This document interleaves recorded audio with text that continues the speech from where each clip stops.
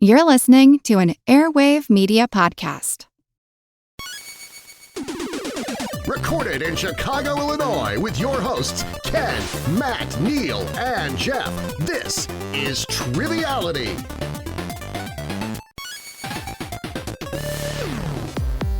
Hello and welcome to Triviality, the game where lack of seriousness meets a little bit of knowledge. My name is Neal, and we are back with more body blows, bloody noses, and frequent visits to the orthodontist because, yes, that is right, it's another episode of Bloodsport Season 3. The previous two episodes saw Jay, Brian, Kylie, and Matt from the West Coast and Midwest and North sectors moving on to the next round. Congratulations to them. But today is all about the South, that beautiful place of sweet tea, SEC football, barbecue, and sororities making their rush videos just a little too elaborate.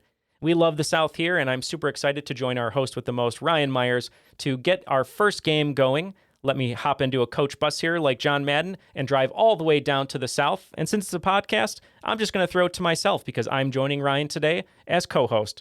Take it away, Neal.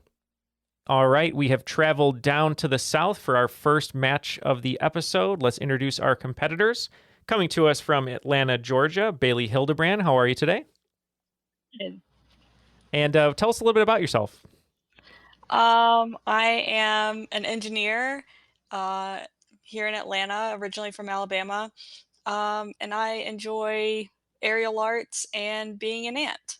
Oh, that's wonderful. And I guess you're almost representing two states in the South then if you're from Alabama. So you got Georgia and Alabama you're representing today. So we appreciate you taking some time out to compete. Oh, yeah. And our next competitor has a last name that is very familiar to me, coming to us from Raleigh, North Carolina, Eric O'Neal. How are you, Eric? I am doing well. How are you, Neal? Doing great. So you're going to be representing North Carolina today from the South. Tell us a little bit about yourself. So I am a clinical social worker. So I do like mental health counseling kind of stuff, try to help people be happier in their lives. I really like board games and I really like cats. So yeah, that's probably all you need to know about me, I would say. And just Have you played the game Calico by AEG Games? I have played the game Calico. It is both of your interest, and it's great. AEG is never best. They're the best board game publisher out there by far. And since this is basically going to be on the airwaves in perpetuity, just to confirm for those listening at home, that's the animal cats that you're in love with, maybe not so much the movie or the musical. I have not seen the movie nor the musical. So yes, the animal cats. Okay. Well, wonderful. And that voice you heard right before Eric's there was our host with the most, Ryan, here for our Southern expedition for today's first match. How are you, Ryan? And are you ready to rock and roll? I am doing well. I am rehydrated. Matt allowed me to come out of the cave with 12 more questions, so I get some sunlight and scraps of food, so I'm ready. Wonderful. Well, we are super excited here. I'll be keeping score. 12 questions. Most points wins. Let's throw it to Ryan and get down to business. All right, folks, I've got 12 questions for you. They are just across various categories. Whether they're tough, whether they're easy, that's up to your knowledge base. We'll start with question number 1. Ajman, Fujairah, Sharjah, Ras Al Khaimah, and Al Quwain are 5 of the 7 titular places in which country? Okay, I think that this might be United Arab Emirates. That's going to be my answer. And Eric? That is my answer as well. Well, the correct answer is the United Arab Emirates. The other two being Abu Dhabi and the other one, Dubai. Let's go with question number 2. Which specific garment gets its name from the Dutch for the kind of material it was originally made of, which was a coarse, twilled blue cloth? These garments typically have 6 buttons. Dutch boy is having a field day today. and his we recorded with an actual Dutch boy last weekend. Oh, wonderful. The true Dutch boy. I'm gonna lock in with cardigan. All right, and Eric? Yeah, I don't love it, but it's also the only thing I could think of was cardigan. Well, the name for this material in Dutch is P-I-J, and that's where we get the name P-coat. Oh, interesting. And they've got 6 buttons. The more you know. You have to learn something from trivia. That's my goal. Number 3. I never do. Well, you do now. Number 3. In the holiday classic A Christmas Story, when the main character's father is opening the box with the leg lamp inside, he mispronounces what word, saying it must be Italian? Locked in. Okay, I have never actually seen this movie, but I believe I know the answer just from like pop culture. I believe he says fragile or something instead of fragile. So I lock in with fragile. And Bailie? I also locked in with fragile. Oh, I'm sorry, it's fragile, so I can't give you No, you're both good. Get a point. Let's go to question number 4. Which artist explained that the title of her breakout debut 2005 single is just broken English from her native country? When translated, it basically just means something like, play this song on repeat a whole bunch. I'm thinking about Bjork was the first thing that came to mind, but I think she's been around longer than 2005.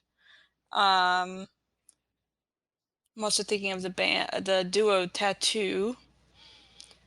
I think this is Shakira time. I think it's in the Shakira era, so I'm gonna say Shakira. And Eric? I think it might be Rihanna with Pomme de Replay. And if it's not that, that's my only guess. That is the artist and the song. It's Rihanna with Pon de Replay, which is basically put it on the replay, play it a bunch, from the album Music of the Sun, back when she actually recorded music. Let's go to number 5. How many gold medals did Michael Phelps win during his astonishing record-breaking performance at the 2008 Beijing Olympics? I feel like I swam in high school, and so I kind of followed swimming in the 2008 Olympics, but I cannot remember the answer to this. I can lock in with a guess. Sure, Bailie, you can take a stab. Think aloud a bit if you like. Okay, I have a very high number in mind, and I'm not sure if that number popped out at me because it's his total over his career. I don't even know how it'd be possible. The big number I'm thinking of is 23. But I don't even know it'd be possible for someone to win 23 gold medals at a single Olympics. So something closer to 7 might be more realistic. Heavy as the head with all the gold medals. I'm gonna say, I'm gonna say 7. And Eric? So I was going back and forth in my head, actually. It's funny you said 7, Bailie, because I was like, I think it's 6 or 8. But then I also couldn't remember, because I know he broke Mark Spitz's record. And then I was like, or is it Mark Spitz that had 6 or 8, and he had one more than that? So I locked in with 6, but I'm not confident. The correct answer is 8. Bailie, you're absolutely right. He won 23 golds over his career, but it was 8 at Beijing. I was going to say the same thing. Yeah, 23 gold and then 28 overall total medals. Let's get literary for question 6. What last name is shared by Jane, the Pulitzer Prize-winning novelist behind the King Lear adaptation A Thousand Acres, and spy novelist Jean le Carré's character George, who has appeared in 9 of his novels, including Tinker, Tailor, Soldier, Spy, and The Spy Who Came In From the Cold. All right, Eric, you're good to think aloud if you like. No, I don't think thinking aloud is going to do me too much good. I don't think I have any idea. So, I don't know, George. I'll lock in with Jetson. Jetson. And, God dang it. And Bailie. Is that not right? Oh, no. I locked in with Surratt. You got the right. You all with your fake Georges. Well, in one case, real George. The last name is Smiley. Smiley. Smiley. Hey, Neal, where does that take us going into the second half? The game is very close, and it looks like Bailie has 2 and Eric with 3. People have won prelim games with 3, so you're both doing very well. Question number 7. Nicknamed Jeanie, what is the name of the little helicopter from NASA that went to Mars with the Perseverance rover? I know that there was a Curiosity rover, so I'm gonna lock in with Curiosity. And Eric? Yeah, I also thought of the Weasleys, but I have a hard time believing they'd name a NASA craft, I don't know, Weasley or something. So I just went with Virginia. It is a play on its name. It's Ingenuity. Ah. Number 8. Mostly due to their similar policies and economic programs, to which U.S. president was former Japanese Prime Minister Shinzo Abe most commonly compared? In 2015, Abe stepped onto an American warship bearing this man's name, making him the first Japanese PM to ever do so. I'm thinking of presidents with iconic economic programs, to say that diplomatically. And the person that comes to mind for me is Reagan. So I'm going to lock in with Reagan. And Eric? Yeah, I also kind of went about it the same way, just trying to think of presidents with notable economic programs. I went with FDR. Shinzo Abe's economic policies were nicknamed Abenomics after Reaganomics. Ronald Reagan is correct. Moving on to question number 9. Which slender, long-grained rice is geographically exclusive to certain areas of Pakistan and India and is commonly found in the cuisine of these nations? It comes from the Hindi word for fragrant. I'm going to lock in. Sure, Eric, you're good to vamp if you like. Yeah, I really can't decide between jasmine or basmati or something that I'm just not thinking of. I'm gonna guess. I'm gonna guess jasmine rice. And Bailie. I went for the other one. I said basmati. Ooh, one of you is getting points. The correct answer is basmati. Oh. That was a bit of a coin toss. Tough break there. Where is... And now I'm wondering where jasmine rice comes from. Thailand. Yeah, northeast region of Thailand. What's kind of devastating is the word they use for it is hom mali, which means fragrant jasmine. Wow, so full credit then, right? It's people like the word fragrant. Hey, question number 10. With the very Dutch surname Zodgeist, who has been ABC News and Good Morning America's chief meteorologist since 2013. She also placed 3rd on the season of Dancing with the Stars, won by Niall DeMarco. Wow. I'm not up on my ABC News or Good Morning America meteorology. If you hadn't That's because you go specified to the work. gender. Yeah. If you hadn't specified the gender, I would have said Al Roker. Because he tells us what's happening in our neck of the woods. I'm just going to say, Kelly Ripa. She can do anything. Kelly Ripa can be Dutch if she damn well likes. Eric, what do you have? Neal seemed to be familiar with this person, so I took that as a clue, and seeing as I had no idea and I just knew that she was Dutch, I said Neal's mom. The correct answer was said aloud at one point. She just simply goes by Ginger Z. Unfortunately, not my mom, Eric, but yes, very lovely person. Met her at a charity event helping people get dogs, connected with dogs and everything. So yeah, very nice person. Let's go to question 11.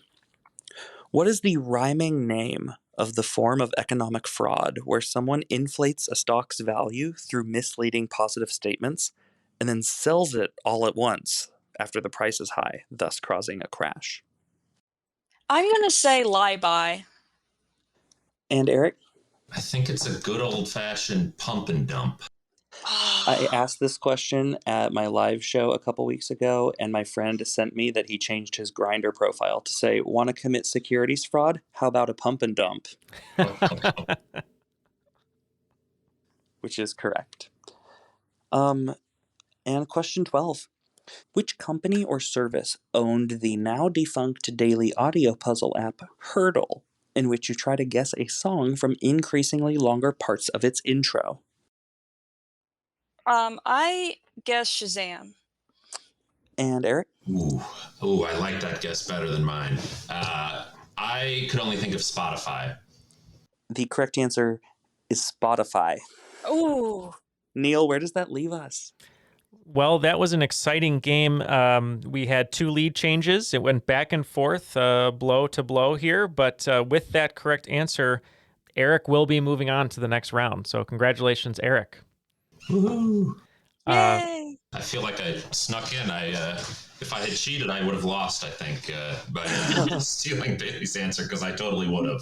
Well, Shazam's a great answer. Shazam was a great answer. Eric, so in the heat of battle, you illegally threw down a banana that Bailey slipped on and unfortunately broke her collarbone and was not able to continue competing. But Bailie, just a wonderful match here. Like I said, back and forth. You had the lead at one point. Wonderful competitor. We're so happy to have you here. Any parting words before we let you go today? I'd like to wish a happy Mother's Day to my 2 best friends. They know who they are, but they're celebrating 2, separate milestone Mother's Day. One is a mom expecting to be a mom for the first time, and the other one just gave birth to her second. So happy Mother's Day to them and all the other mamas. What a wonderful message. And Eric, you will be continuing on into the next round here, and you will be representing the South. We're not sure who your competitor is going to be. We're going to find that out in just a few short minutes, but thank you for joining us. Ryan, we will be back for another game here very shortly, so if you can, there is a Peloton if you want to get some of your cardio minutes up and get ready to come back and host another game. I'm ready.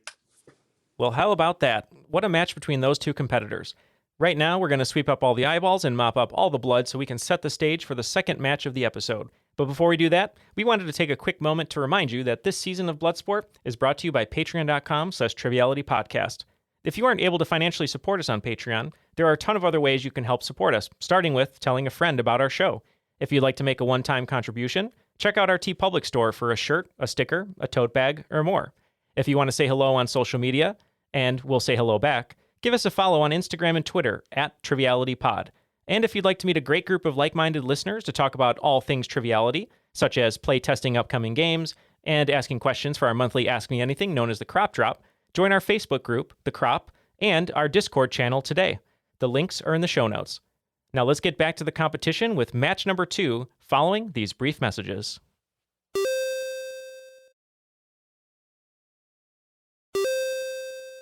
We are back for the second game of the South bracket. Looks like the winner of this game is going to be facing Eric O'Neal from Raleigh, North Carolina. So we are excited to see how this one pans out. We have 2 contestants, one coming from Fort Worth, Texas, and the other from Huntsville, Alabama. Let's introduce them, starting with Jeanie. You are in Fort Worth, Texas. How are you today? Hi, doing really well, thanks. Thank you for joining us. Tell us a little bit about yourself.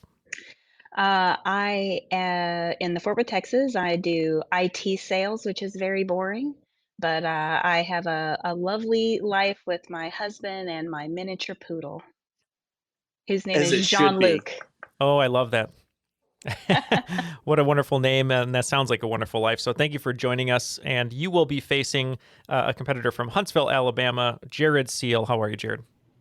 Doing good, thanks. Yep, so nice to have you here. Tell us a little bit about you.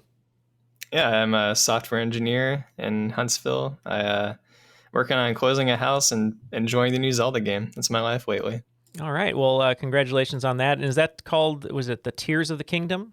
You got it. Yep. All right. Well, I'm surprised I got that right, but I'm just going to take the win. And let's introduce sort of the poodle of Triviality, someone that we think is just a beautiful person inside and out. Our host with the most, Ryan Myers, back for the second half of our South bracket. Are you ready for today's competition, Ryan? I'm ready for whoever just tried to open this conference room door to stop trying to open this conference room door. But yes. All right. Well, let's do it. I'm going to keep score. We got 12 questions. Most points wins, and we will see who will be facing Eric in the next round. All right, folks. Question number 1. Barbara McClintock won a Nobel Prize for discovering, quote, jumping genes or transposons while working with which crop? She also produced the first genetic map for this crop.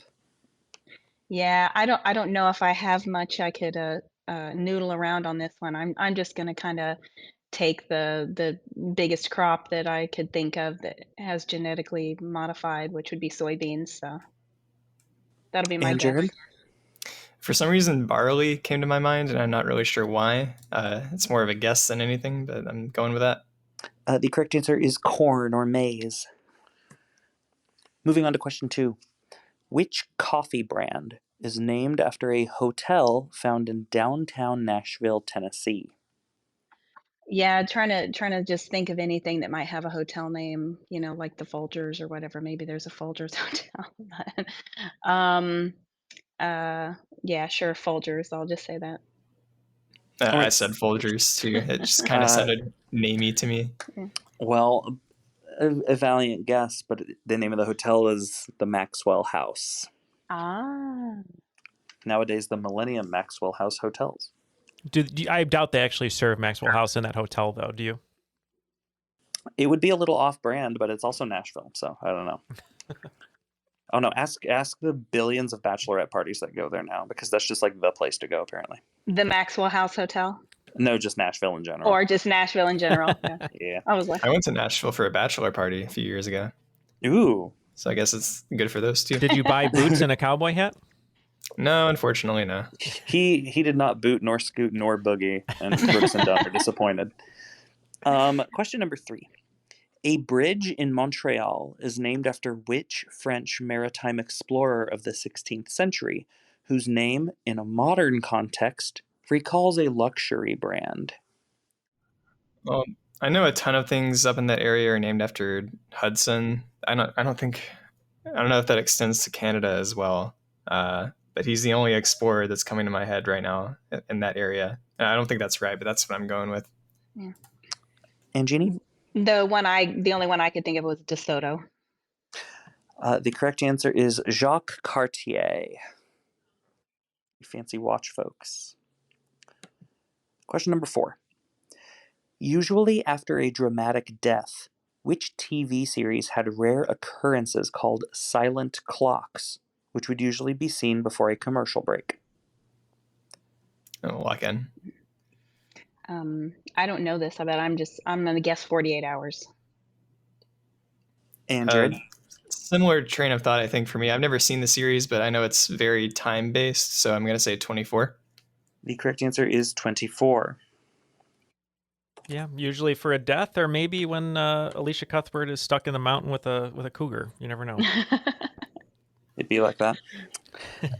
Question number 5. A popular self-help app over the last year sees users take care of a small bird by doing tasks and thereby taking care of themselves. After what kind of small bird is this app named? I'll just kind of lock in with a guess. Sure, Jared, it's yours to take.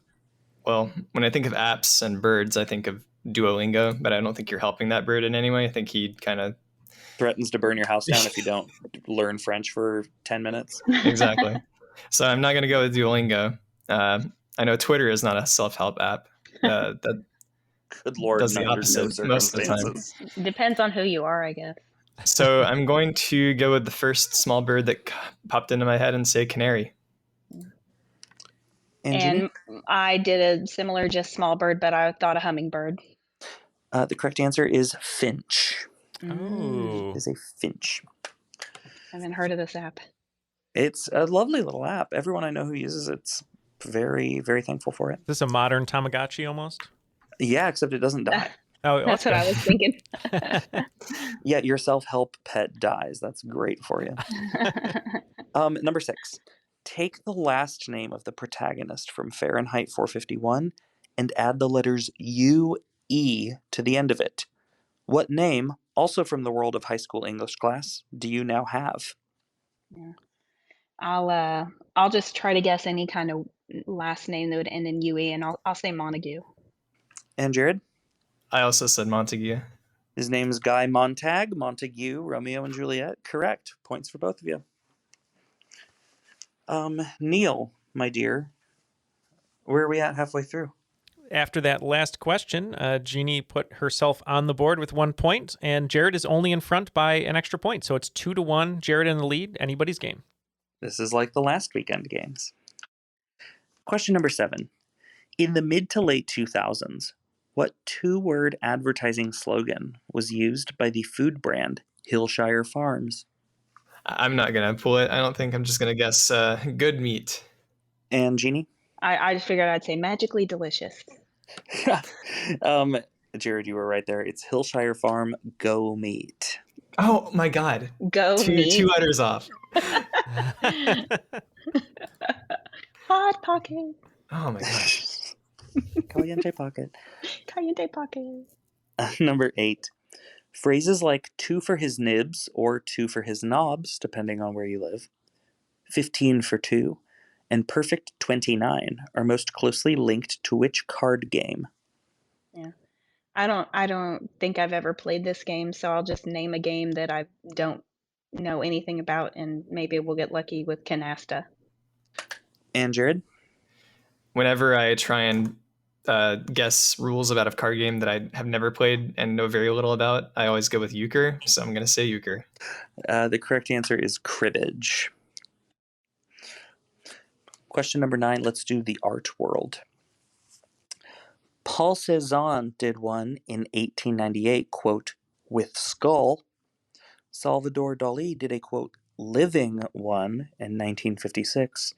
And Caravaggio did one in 1605, quote, with fruit. What are they, as per their titles? I'm just going to say self-portrait.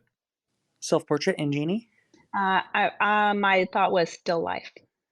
They are all still lives, correct. Question number 10.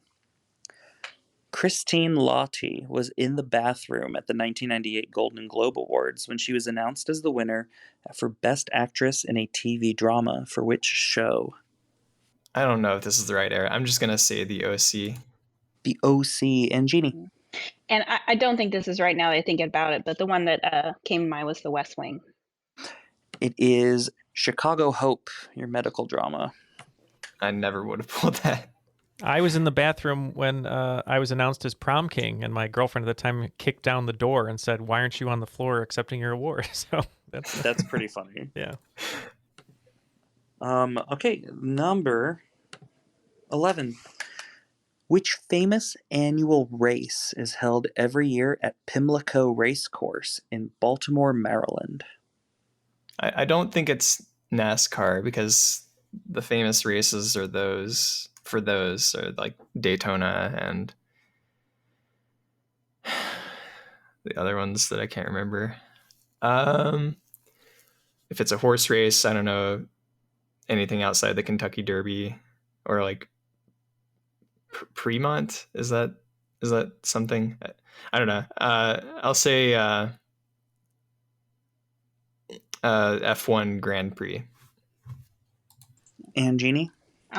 I think it's the Preakness. It is the Preakness Stakes, correct. All right, and question number 12. What is the Spanish language word for mud brick? Mudbrick. And what is the Spanish language word for mud brick? I have a couple things that are bebopping around my head, but the one I'll probably have to just say Adobe. And Jared? Yeah, similar answer. I think that I think that the style of house might refer to the kind of brick that it's made of, and I said Pueblo. The correct answer is Adobe. Yes. Neal, take us out. Well, after a very hard-fought battle there between Jeanie and Jared, Jeanie was wearing a hidden travel belt during the final minutes of the fight, and she pulled out an original Broadway cast recording copy of Spider-Man Turn Off the Dark and threw it like a ninja star at Jared, cutting his head off. So Jared, unfortunately, will not be in the competition anymore, but we appreciate all that he did here for today's competition. And Jeanie will be moving on to face Eric to finally figure out who will represent the South in the official Bloodsport competition. So congratulations to Jeanie for moving on. And Jared, sorry you won't be able to be moving on anymore. You lost your head from Spider-Man Turn Off the Dark, but thank you for competing today. Any last words before we let you go? Just thanks for having me. Congrats to Jeanie. Hope you go far. And I'll see you guys next year. We'll see. Yeah. We'd love to see you again. Just get some more training, I suppose. And Jeanie, are you excited to move on for the final match to represent the South? Sure am. Yeehaw. Go South. There we go. Well, Ryan, looks like we will see you next week for another episode, which means I think you should maybe take some Pilates and maybe a nice mud bath. Speaking of mud brick, and also a little bit of R&R before we see you next week. Does that sound okay? Yes, it does. It's going to be Ritalin and rum at that rate. There you go. Ritalin and rum, the next great band coming out from the South here. So looking forward to seeing everyone next week. And thank you to our competitors today, Jeanie and Jared. As always, we'd like to thank our network, Airwave Media. If you'd like to learn more about Airwave Media, you can go to www.airwavemedia.com to check out a bunch of the other great shows that join Triviality, such as Bro History, Rainbow Puppy Science Lab, and Useless Information. Thank you once again to all of our competitors, our co-host with the most, Ryan Myers, and everyone for listening and supporting our show. We will see you on next week's episode of Bloodsport.